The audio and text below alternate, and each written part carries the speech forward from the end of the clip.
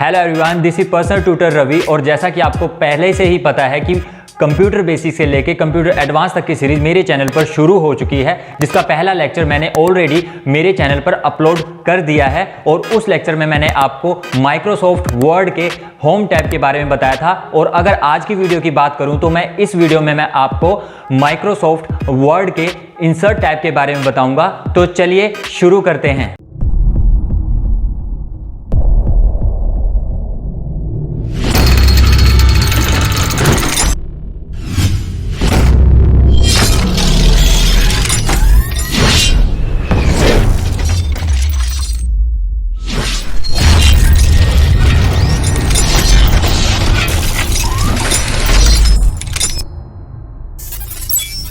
तो ये आ गए हम हमारे लैपटॉप की स्क्रीन पर। पिछली वीडियो में मैंने आपको बताया था कि सबसे पहले आपको माइक्रोसॉफ्ट वर्ड इंस्टॉल करना होगा, उसके बाद आप इन सब फीचर्स का यूज कर सकते हैं। जैसा कि मैंने पहले से ही मेरे सिस्टम में माइक्रोसॉफ्ट वर्ड को इंस्टॉल किया हुआ है, तो ऑल प्रोग्राम में जाके आप माइक्रोसॉफ्ट वर्ड को ओपन करेंगे और उसके बाद होम के बाद, जो कि मैं आपको पिछली वीडियो में बता चुका हूं ऑलरेडी, होम के बाद इंसर्ट टैब पे क्लिक करना होगा और जो इंसर्ट टैब के सभी फीचर्स होंगे, ऑप्शन होंगे, वो आपकी स्क्रीन पर दिखाई देंगे। तो चलिए आज हम इंसर्ट टैब शुरू करते हैं। सबसे पहले आपको कवर पेज दिखाई देगा। अब ये कवर पेज क्या काम आता है? सपोज दैट आपने माइक्रोसॉफ्ट वर्ड में एक बुक लिखी या कोई भी एक बड़ा डॉक्यूमेंट राइट किया और आप उसे एक पर्टिकुलर कवर पेज प्रोवाइड करवाना चाहते हैं, यानी कि कवर पेज सेट करना चाहते हैं। उस केस में आप कवर पेज का यूज करेंगे। वो हम प्रैक्टिकली करके देख लेते हैं किस तरह से। सबसे पहले, जैसा कि मैंने आपको पहले भी बताया था, एक रैंडम कमांड लगानी होगी। वो रैंडम कमांड होगी रैंडम का हाफ RAND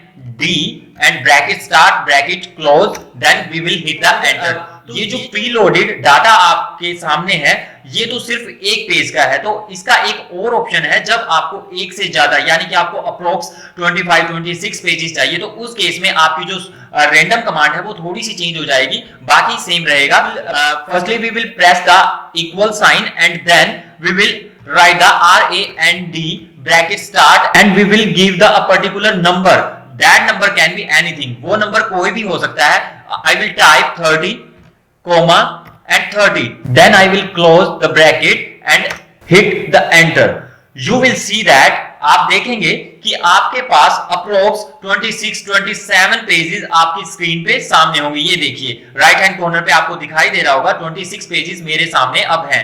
तो आप इसे एक तरह से अज्यूम कर सकते हैं कि ये आपकी एक बुक है किसी भी पर्टिकुलर टॉपिक पर। अब बुक है तो आपको कवर पेज भी देना होगा। तो उस केस में आप क्या करेंगे, यहाँ से प्रीलोडेड कुछ एक टेम्पलेट्स की तरह आपको माइक्रोसॉफ्ट वर्ड में कुछ एक पेजेस आपको दिए हुए हैं और उनमें से आप सिलेक्ट कर सकते हैं अकॉर्डिंग टू योर सेंस। और ये कवर पेज आपके सामने है। अब ये कवर पेज आप अपने अकॉर्डिंगली एडिट कर सकते हैं, यानी कि टाइप द डॉक्यूमेंट टाइटल। आपकी जो बुक है उसका आपको ऑफ कोर्स टाइटल देना होगा। मैं लिख देता हूं यहां पर PERSONAL personal TUTOR personal tutor Ravi, यानी कि मैं अपने चैनल का नाम लिख देता हूं। और उसके बाद आप देखेंगे जो आपके सिस्टम का नेम होगा, रवि राजपूत ऑलरेडी यहां पर मेंशन्ड है। और ईयर आपसे पूछेगा, यानी ये बुक कौन सी ईयर में आपने लिखी या कौन सी ईयर में आप पब्लिश करना चाहते हैं, व्हाटएवर।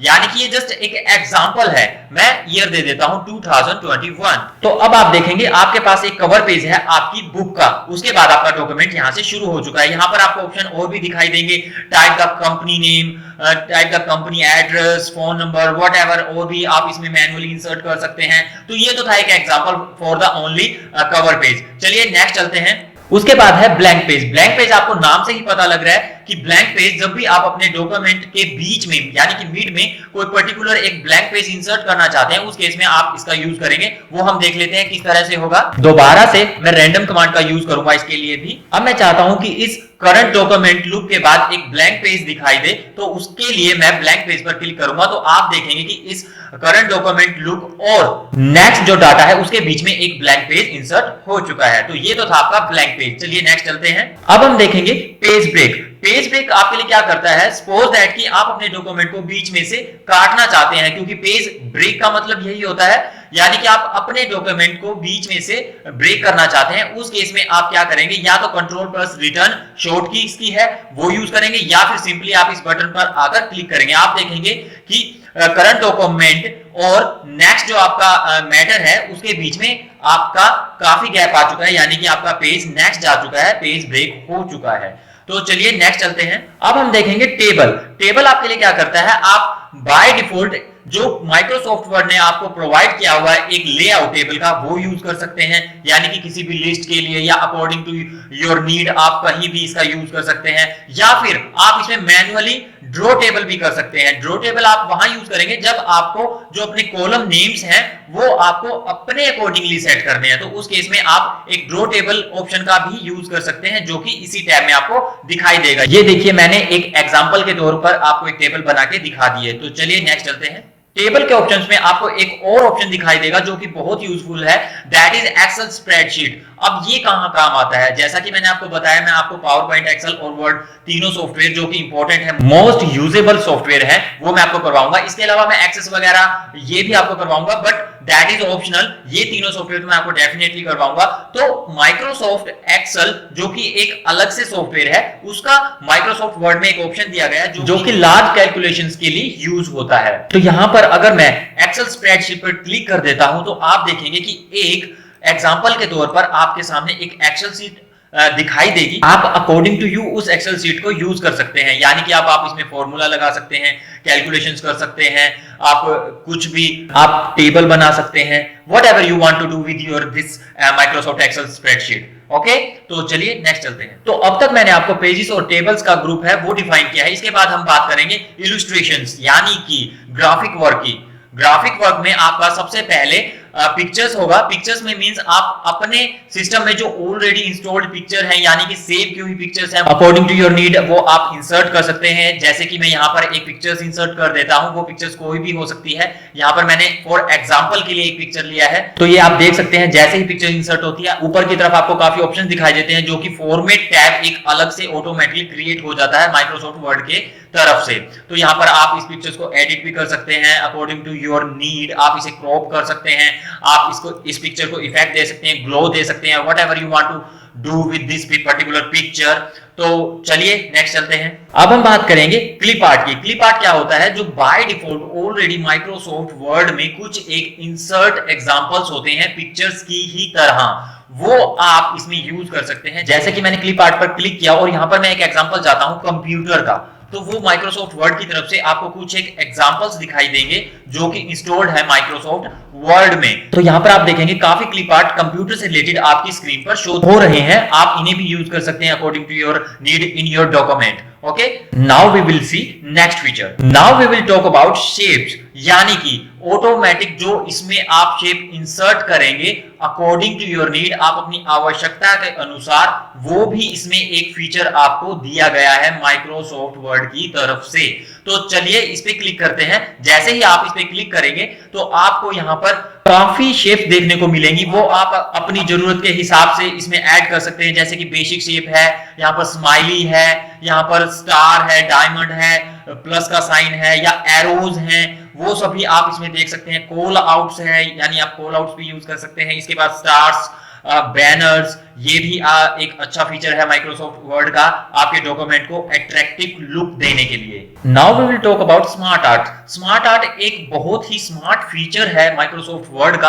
आपने मेरी इंट्रोडक्शन वीडियो देखी होगी, उसमें मैंने मेरी पावर पॉइंट जो स्लाइड्स है उसमें कुछ एक आपको स्मार्ट आर्ट्स की ही शेप शो की थी, जिसमें मैंने कुछ एक टॉपिक्स का रिलेशन आपको शो किया था। तो वो मैंने इसी तरह की स्मार्ट आर्ट की शेप्स का ही यूज किया था। तो आप देख सकते हैं कितनी अच्छी तरह से आप स्मार्ट आर्ट का यूज कर सकते हैं। तो यहां पर आप देखेंगे कि ऑल में तो सभी स्मार्ट आर्ट होंगे, उसके बाद लिस्ट, प्रोसेस, साइकिल, हिरार्की, इसके बाद मैट्रिक्स, रिलेशनशिप, ये आप कुछ भी यूज कर सकते हैं। मैं आपको एक यूज करके दिखा देता हूं कि आप किस तरह से इसका यूज कर सकते हैं। सपोज दैट मैं यहां पर एक रिलेशन शो करता हूं। सबसे पहले मैं यहां पर कंप्यूटर लिख देता हूं, जो कि मेन बेस होगा। उसके बाद मैं कंप्यूटर की दो क्लासेस, जो कि मैं मेरे पहले लेक्चर में आपको बता चुका हूं, कंप्यूटर की दो क्लासेस में लिख देता हूं। पहला है हार्डवेयर, दूसरा है सॉफ्टवेयर, एंड उसके बाद हार्डवेयर की भी अगर मैं क्लासें यहाँ पे डिफाइन करना चाहूं तो वो input devices, output devices, whatever मैंने आपको जो समझाया था वो भी आप इसमें ऐड कर सकते हैं।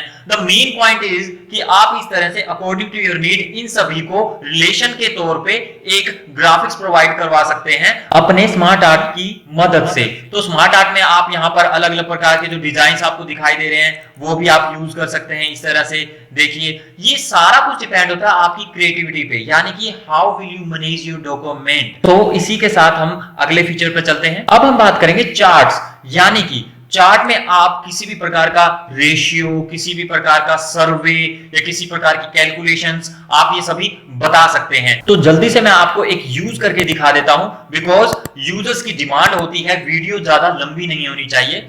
सो व्हाटएवर, तो जैसे ही आप चार्ट पर क्लिक करेंगे तो आप देखेंगे राइट हैंड साइड एक कैलकुलेशंस के लिए यानी डाटा फीडिंग के लिए, डाटा फिल करने के लिए माइक्रोसॉफ्ट एक्सेल की एक स्प्रेडशीट आपके सामने होगी। उसमें आप कोई भी अकॉर्डिंग टू योर डाटा आप उसमें फिल कर सकते हैं। यहाँ पर मैं कैटेगरी 1 2 को चेंज कर देता हूं, डे 1, उसके बाद मैं कर देता हूं डे 2, उसके बाद मैं कर देता हूं डे 3, उसके बाद मैं सेट कर देता हूं डे 4। तो आप देखेंगे जैसे ही मैं क्लोज करूंगा इस माइक्रोसॉफ्ट एक्सेल की शीट को, उसके बाद आप देखेंगे डे 1, डे 2, डे 3 इसी तरह से। और इसी तरह अगर सीरीज का भी नाम अपने अकॉर्डिंगली आप देते तो यहाँ पर सीरीज 1, सीरीज 2, सीरीज 3 की जगह आपका जो डिफाइंड नेम होता वो आपको दिखाई देता। तो चलिए इस फीचर के बाद हम नेक्स्ट फीचर देख लेते हैं। तो अब तक हमने पेजेस, टेबल्स, इलस्ट्रेशंस, ग्रुप देख लिया है। इसके बाद हम बात करेंगे लिंक्स की। ये बहुत इंपॉर्टेंट है आपके माइक्रोसॉफ्ट वर्ड में। तो लिंक से जैसा कि आपको पहले ही पता लग रहा है, जब हम किसी भी पर्टिकुलर ऑब्जेक्ट या पर्टिकुलर मैटर से कहीं किसी और फाइल का या किसी और मैटर का लिंक सेट करेंगे तो उस केस में हम इस ग्रुप का यूज करेंगे। सबसे पहले मैं बात कर लेता हूं हाइपरलिंक की। हाइपरलिंक आपके लिए क्या करता है, जब आप अपने डॉक्यूमेंट के बीच में किसी और फाइल का रेफरेंस देते हैं या फिर किसी और सॉफ्टवेयर का रेफरेंस देते हैं तब आप हाइपरलिंक का यूज करेंगे। यानी कि हाइपरलिंक में सिर्फ फाइल या पर्टिकुलर डॉक्यूमेंट ही आप अटैच नहीं कर सकते, आप पर्टिकुलर कोई सॉफ्टवेयर या व्हाटएवर कोई भी आप ऑब्जेक्ट इसमें अटैच कर सकते हैं। तो प्रैक्टिकली हम ये करके देख लेते हैं। उसके लिए सबसे पहले हमें एक फाइल चाहिए जो कि आपके डेस्कटॉप पर सेव हो। यहां पर मैं इंटरनेट का सहारा लूंगा क्योंकि मैं आपको एक एग्जांपल दिखाने जा रहा हूं जिसमें आप अपने डॉक्यूमेंट के बीच में किसी पर्टिकुलर वेबसाइट का भी रेफरेंस दे सकते हैं। तो उसके लिए सबसे पहले मैं यहां पर एक क्वेश्चन पुट कर देता हूं, दैट व्हाट इज google.com। तो यहां पर आप देखेंगे कि google.com विकिपीडिया आपको शो कर रहा है। तो मैं इस पेज को सेव करूंगा। सबसे पहले आप उस पेज को सेव करेंगे डेस्कटॉप पर। तो यहां पर आप देख रहे हैं कि हमारा पेज सेव हो चुका है डेस्कटॉप पर। उसके बाद मैं इस एक्सप्लोरर को क्लोज कर देता हूं और दोबारा हम आ जाते हैं हमारे माइक्रोसॉफ्ट वर्ड के इंसर्ट टैब पर। और यहां पर हम हाइपरलिंक का अब यूज करेंगे कि किस तरह से आप किसी को एक पर्टिकुलर वेबसाइट का, जरूरी नहीं है कि यहां पर मैं google.com का आपको एग्जांपल दे रहा हूं तो हम इसी को यूज करेंगे। आप अकॉर्डिंग टू योर नीड किसी भी वेबसाइट का या ईमेल का या किसी ऑब्जेक्ट का या किसी सॉफ्टवेयर का आप यूज कर सकते हैं।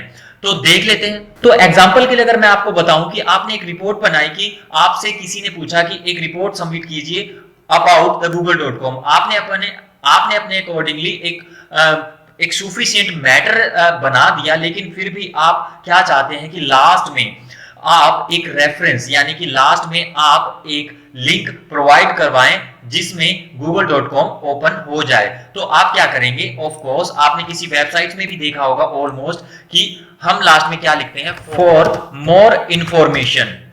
और उसके बाद आप उस google.com का एक लिंक प्रोवाइड करवा देंगे। वो कैसे करवाएंगे, आप इसके लिए शॉर्ट कमांड भी यूज कर सकते हैं, Ctrl+K प्रेस कर सकते हैं जो कि हाइपरलिंक की एक शॉर्ट कमांड है, या फिर आप यहां पर आकर हाइपरलिंक पर क्लिक कर सकते हैं।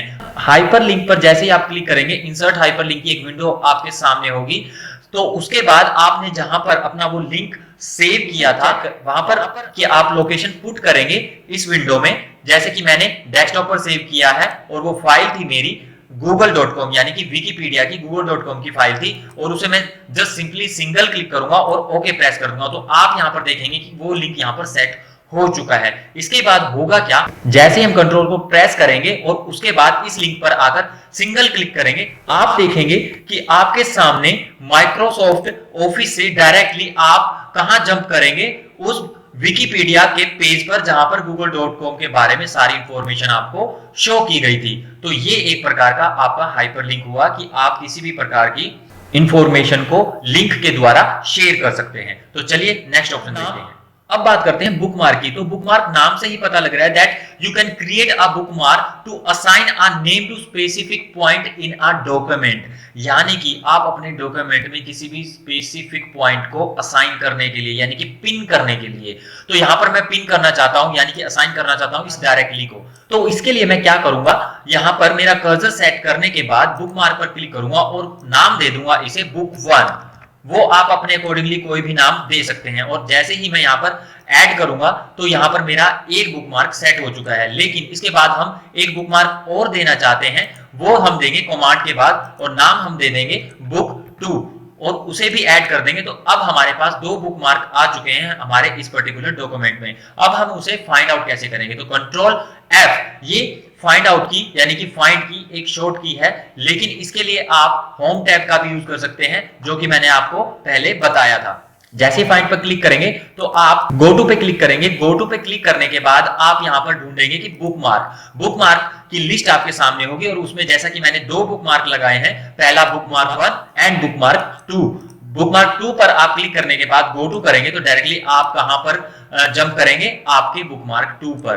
तो ये तो था एक छोटा सा डॉक्यूमेंट। तो उस केस में क्या होगा, जब आपके पास 500 या 1000 पेजेस का एक डॉक्यूमेंट होगा तो उस केस में आपके लिए बुकमार्क काफी कारगर साबित होगा यानी कि काफी यूजफुल साबित होगा। और इसी के सिमिलरली क्रॉस रेफरेंस भी इसी तरह से ही काम करता है, यानी कि आप इसमें एक क्रॉस रेफरेंस क्रिएट कर सकते हो बिटवीन द 2 फाइल्स, यानी कि आप एक पेज से किसी अलग पेज पर जंप कर सकते हो। नेक्स्ट हम चलते हैं हेडर एंड फुटर, यानी कि जब भी आपके पास एक से ज्यादा यानी कि 20, 30, 50 पेजेस हो और आप चाहते हो कि अपसाइड एंड डाउन साइड दोनों तरफ एक सिमिलर यानी कि सेम पर्टिकुलर कोई भी एक टाइटल हो या कोई नेम हो, उस केस में आप दोबारा तो टाइप करेंगे नहीं। तो आप क्या करेंगे, अगर आप अपसाइड चाहते हैं तो आप हेडर का यूज करेंगे और आप डाउन साइड चाहते हैं तो आप फुटर का यूज करेंगे। फिर भी मैं आपको फास्टली एक बार प्रैक्टिकल दिखा देता हूं। आप देखेंगे कि ऊपर की तरफ आपको एक राइटिंग एरिया प्रोवाइड कर दिया गया है। यहां पर हम कुछ भी लिख देते हैं, मैं यहां पर लिख देता हूं कंप्यूटर। इसके बाद आप देखेंगे कि आपके पास